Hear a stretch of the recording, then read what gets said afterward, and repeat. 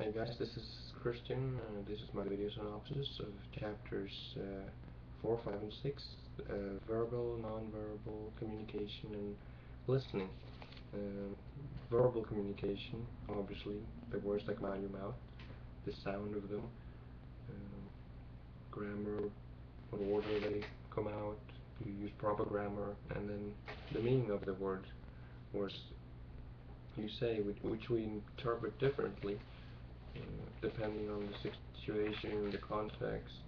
There's a lot of technical descriptions, which I'm not going to go into so much, like concrete words describe specific things, abstract may just describe ideas, relationships, and so on.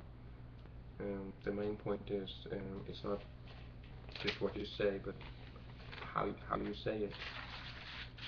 They talk about how to use language efficiently, be accurate, be vivid, use vivid words, be appropriate in the context. Like if you're in class, you probably shouldn't be cursing at the teacher. Use metaphorical language.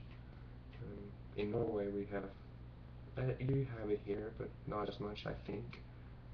We have an expression for everything. So I imagine for a foreigner to learn Norwegian must be horrible. Although I've heard English has more words than any other language in the world.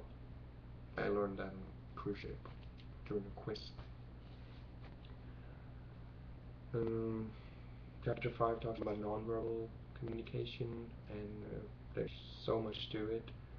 There's facial expressions, body language, the tone of voice, how loud you talk, how soft you speak,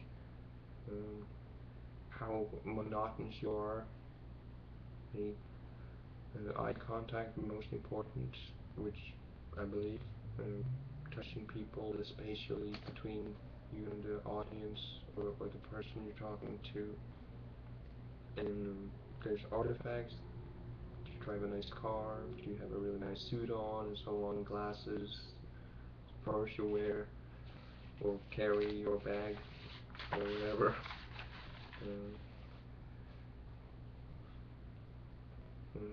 Like I said, it depends on the context, where you are, and are you in class or things like that.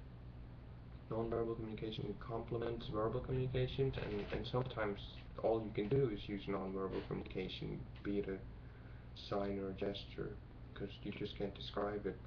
Either physically you can because you're far away or something, or it's just impossible to do it just using words.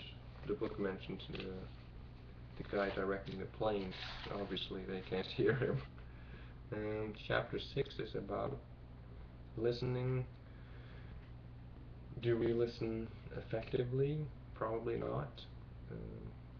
But and we have excuses, and I feel like it's really hard sometimes, especially at work.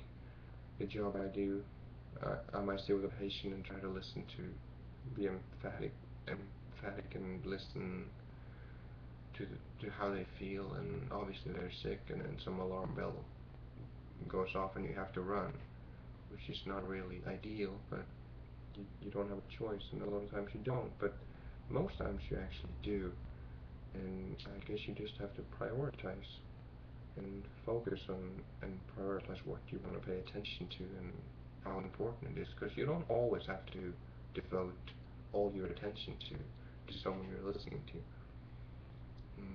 Like if you listen to music and talk to a friend, you can kind of tune in and out a little bit and probably listen to your friend more. So just figure out how much you need to focus depending on the setting, the context of the situation. So barriers to listen, tolerating distraction, are you faking attention, are you criticizing the speaker instead of the message, and so on. So I guess the lesson is try to pay attention when you listen. And I think that's about it. Thanks, guys.